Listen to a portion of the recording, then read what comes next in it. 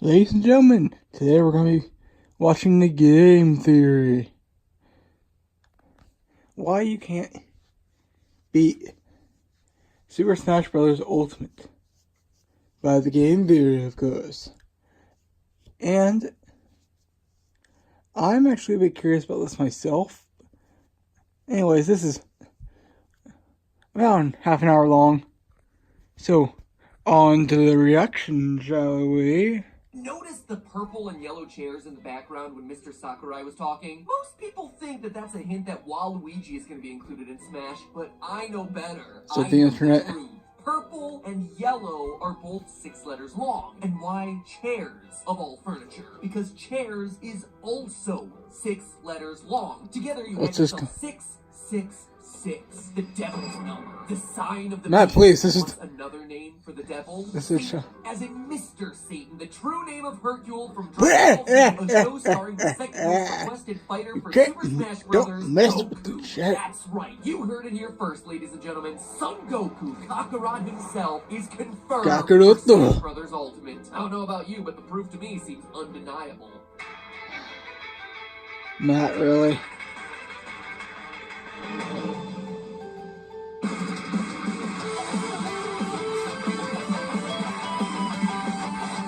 Really? Said the internet to the... Said the fandom to the internet. Welcome to Game Theory, where true theorists only use deep lore, math, and no items. Of the many amazing games that have come out for the Switch, none have been as hotly anticipated as Vroom in the Night Sky, where witches fly around on motorcycle brooms in the night sky. Very slowly. I mean, true. Oh, so slowly. 10 out of 10. That's a pretty good game. But if there's a second game that people are excited to be on this console, well, it would be the latest installment of Super Smash Brothers. So while we all twiddle our thumbs waiting for Sakurai's latest masterpiece to arrive on December 7th, can you all do me a favor? I have a short 5 or so question survey linked in the description about what you watch or what you create on YouTube, and specifically about what characters in Smash you like to play as. So if you'd like to help me out with a future game theory on the psychology of Smash players, take literally a minute to fill it out. I'm not asking you to take a full-on Myers-Briggs personality test this time. This is all for an episode that's going to happen next month. Thank you so much for your help. And while you're busy doing that, keep listening, since for today's episode, I decided to look into how many versions of Smash there actually are. 6. Thank you, ladies and gentlemen. This has been Game Theory. You've been a great audience. Make sure you don't drink and drive. Have a great night. But that's just a theory. Put your mocking Matt Pats down, guys. Of course, I don't mean the 6 official games that have been released. I mean how many different match combinations you can have within those games. A huge part of the marketing around this new game has been choice. Every character you could possibly want is there. Every stage you could possibly want is there. Every item. Is that Waluigi cough? Hero put the word ultimate at the end of this thing. He wasn't joking. Because Sakurai doesn't kid around. In a game where you can play practically any way you want, just how many ways to play are there? 1. True. Fox Final Destination, no items. But in all seriousness, just how infinite is ultimate? Last time I did an episode like this with Mario Maker, we invented a new number. The Marioplex, 10 to the 12,431st power. Oh, I remember that one. The number of atoms in the existing universe. So let's see what bonds of reality we're able to break today. Does Smash offer us more variety than particles in all known matter? There's only one way to find out. 1, 2, 3, 4. Now, if there's one thing that math teachers are good at, it's giving you really easy problems to explain concepts in class, and then giving you impossible ones on the test. So, let's do exactly that. Super Smash Bros. Ultimate is clearly our final exam, so let's start with something a bit simpler by taking a stroll down memory lane to the first ever Smash game for the Nintendo 64. The system where, apparently, I was holding the controller wrong the entire time. I only just learned this decades later. Now, in the last paragraph, I mentioned calculating the number of match. I mean, you can hardly tell how you're supposed to hold it. I really mean that we're calculating the number of permutations. which are combinations in which order matters. Think about it like a number lock, where the code to unlock it is, I don't know, 624. If we're talking about purely combinations, well then any rearrangement of those numbers would unlock the lock. 246, 642, etc., etc. And that results in many fewer possibilities. Think about it this way: when position matters, you're using permutations. So in the original Smash 64, there were 12 characters and 9 stages. Since multiple people can play as the same character, and they'll all choose Pikachu since he was totally overpowered in that first game and looked just so darn cute with his little hats. True. Calculating what's True. known as Pikachu was overpowered. repetition. Just because a character was selected before, the next player can also select the same character. When it comes to combinatorics, these are actually the easiest ones to calculate. Player 1 has 12 characters to choose from. Player 2 also has 12 characters to choose from. Same with player 3 and player 4. So that would be 12 possibilities times 12 possibilities times 12 times 12, or 12 to the 4th, 20,736 possible character orders. It's not bad for such a simple game, and each of those character permutations can be played on one of 9 different stages. So you just multiply the two together and you get 186,624. I swear, Nani? the number of matches to unlock in YouTube back in Melee. And remember, that is purely off of simply the characters and stages. Multiply it by 2 because all of those versus matches on all of those stages have the option of either being a timed match or a stock match, which now gives us 373,248 possibilities. And here, we could actually get crazy in a hurry by adding in the different lengths of time and team matches and handicaps. But honestly, the numbers are going to get crazy without all of that. I'm just interested in the core essentials of what makes a versus match a versus match: character, stage, type, and of course, items. Because what versus match selection process would be complete without someone insisting that the hammer be turned off because it's so unfair, or bombs because they're too random? But you all know that you wanted the beam sword back in the day because it used to be so good. In total, there are 15 items. I mean, it still is pretty good. You can also get their appearance frequency to 6 different levels: very low to very high, or simply just none. Now, that all might seem hard to factor together, but the math here is actually pretty easy. Is the beam sword on or off? 2 options. Fox bat. Run bat. 2 more options. Hammer, always off. No, just kidding, that's another 2. So you got 2 times 2 times 2, all the way down through all of the items, 2 to the 15th power, or 32,768 new variations of gameplay simply based on the items alone.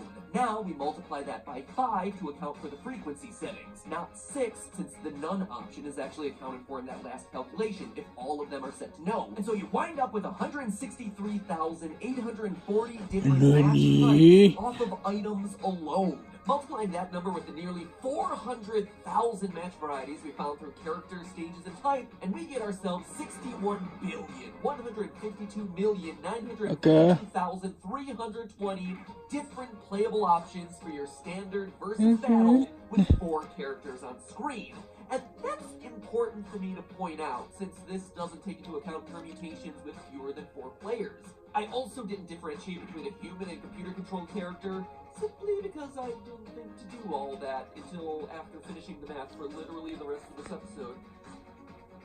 So just know that the actual total match varieties is slightly higher if you factor in all of that. Still, for 4-player matches only, it is more than a decent number. But now with that baseline set, let's jump ahead a few generations to Super Smash Bros. 4 to see what a huge difference adding a few more characters creates. SSB4 had a strong roster of 58 playable characters, half of which were from Fire Emblem. It also broadened the number of potential players in any given versus match from 4 to 8. So applying what we just covered with Smash 64, we know that it's going to be 58 times 58 across all 8 of those potential players, or 58 to the 8th power to get ourselves the total number of possible character permutations in any game at one time. After we plug that formula into our trusty TI-83s, or honestly whatever online scientific calculator I can find today because my CI ran out of batteries and I really don't want to have to run to the store today, we know that there are 128 trillion, 63 billion, yeah, we're just thinking about all kinds of things. We're looking through this now. Yeah. Possible iterations of character combinations. That is more versus permutations than there is money in the entire world, or about 80 trillion US dollars. Even more impressive to me is that that is 6 billion times more character combinations than there were in the first game of the franchise. It's crazy how times have changed. Assuming that each match takes around 3 minutes to play, it's a total of 731 million years of gameplay to play each of those iterations once.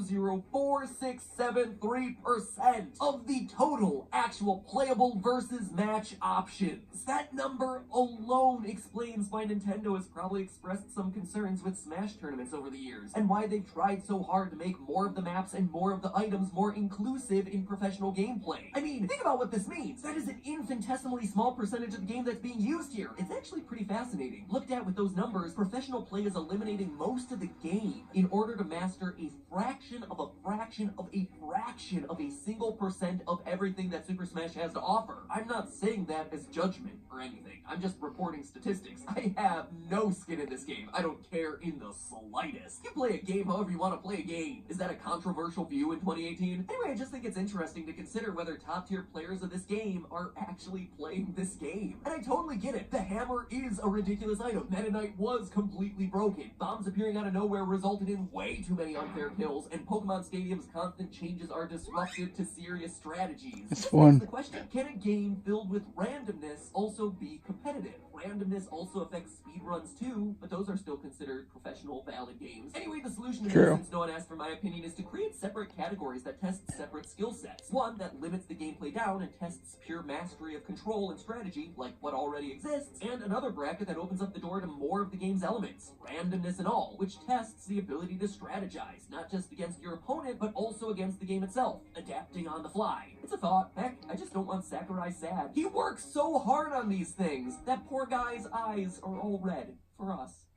Professional play aside, we've got ourselves one last set of calculations, the one that you've all been waiting for, the Big Daddy Super Smash Bros. Ultimate. As we're all very familiar with at this point, Ultimate has announced that, quote, everyone is here, which means, as of me writing the script, there's an astounding 74 playable characters available, of which professional play will probably keep 5, as everyone else is going to be too unbalanced. However, as we all know, not everyone is there. One tall, cool, purple glass of water is missing from our new Smash roster. Those of us in the Cult of Wa have been pushing hard to get Waluigi at the game, and because I'm an optimist, more so because I simply like round numbers, I'm adding him into the roster, bringing playable characters to a nice round 75. That means that with character permutations alone, you're looking at just over 1 quadrillion possible matchups. 50 billion times where this franchise first started out at the N64. Ladies and gentlemen, we're not in Kansas anymore. There are also 103 announced stages for Didn't know you were in Game Theory. To unite competitive and casual play, each of those stages not only has an Omega form, but also a Battlefield form, meaning that they have all those little platforms that you just want to do an upward smash through. So that means 309 total stage options, but we are still not done. Ultimate apparently has the stage morph feature, where you select 2 stages and the game randomly flips between them to keep the fighters on their toes. Now, we all know that Smash players love to debate best characters and stages, but with this new feature, I think we're going to be able to create a level that all Smash fans will agree is the single worst stage idea ever, fusing 75M with Pac-Land. No, ban that! Oh, you hear that? Even before it's confirmed possible in the game, I already hear it pre-banned. Anyway, this new feature adds in a whopping 95,000. That's how you know it's gonna be fun if they pre-banned it in a tournament. Total to 95,481, and technically there's still even more here because you can now turn on and off stage hazards. But since I don't know which stages will and won't have hazards, it's not really worth guessing because holy smash balls, you'll easily have over 100,000 stages to fight on. And finally, when it comes to items, 85 have been confirmed via a combination of the Smash Brothers website and from what we've been able to see from gameplay clips. And looking at the list of unconfirmed items, which includes the Home Run Bat and Superstars, I'd say that there's a good 15 to 20 that are also going to have a really good shot at being in there. So let's just say that there's going to be 100 items in total. Remember, that's 2 to the 100th power times 3 for the frequency settings, or 3.8 nonillion combos off of items. Nonillion. 9... It's up there. It's just egregiously huge. It's just an egregiously huge number. And of course, there'll be stock time and coin matches because why not? It doesn't matter. It's multiplying by 3. It's not going to make that huge of a difference. So anyway, we've got ourselves 1 quadrillion characters, including Waluigi, times 95,172 stages, times 3.802 nonillion item combinations, times 3 modes, for a grand total of... Lord, what is this? Okay. 1 Cedicillion, 87 Quindecillion, 29 Quartordecillion, 621 Tracillion, 867 Duodecillion, 929 Undecillion, 534 Decillion, 719 Nonillion, 356 Octillion, 228 Septillion, 316 Sextillion, 692 Quintillion, 480 quadrillion possible matches. I get to talk about numbers that have have really weird names. It is nearly the number of nucleons inside the mass of Earth. If you took 3 minutes to play each of those possible matches, it would take 6 quadrillion years to play through all those possibilities. You know how long that is? It is so long that I can't even describe it using normal numbers. I mean, the age of planet Earth is 4.5 billion years. Playing all of those matches would be 1.3 undecillion times the age of Earth, which again is equally meaningless. It would be 434 decillion times the age of the entire universe. Again, a completely meaningless Wait, isn't he missing random? Question the single longest length of time that I've ever covered on any of the theory shows. Over on Film Theory, I calculated the length of the longest SpongeBob meme ever, which wound up being 8.7 octillion years. To play the entirety of Super Smash Bros. Ultimate would be 689 quadrillion times that amount of time. Sure, it might not be more matches than particles in the entire universe like in the Mario episode, but the universe will have been born, matured, and gone through its own heat death millions upon millions upon millions of times over, while you still grind away playing Zero Suit Samus versus Belmont on Wily's castle fused with Hannonbow with only beam swords and star rods. My only regret with this whole episode is that we weren't able to get into numbers that were big enough to name, like I did in the Mario Plex episode. I really wanted to name something after Sakurai. For putting in this amount of work, this man deserves it. Wait, there's Smashdown and Turdy mode? As well as all those other character combinations and handicaps and kinds and styles? Maybe we'll come back to this one another day. Sakurai, I'm gonna name a number after you. I swear it. But until next time, remember, that's just a theory. A game theory. You know, we've talked about a lot of big numbers today, but I've got one last one for you. 23,000. Sure, that might not seem like much when compared to the reality-breaking figures of Smash permutations, but it is a huge number once you consider that it's the number of unlimited classes available to you with Skillshare, who's not only our partner for today's episode, but has been a long-term and trusted partner for this channel. A service that is literally used by everyone over here on Theorist HQ. Is it just gonna be the ad? Yeah, it's just gonna be the ad. Alright. It's skl.sh. Alright guys, that's the end of the theory. As always, MatPat did an amazing job. I really hope Sakurai does get a number named after him. That'd be really cool. And as always, I'll see you guys next time. Bye!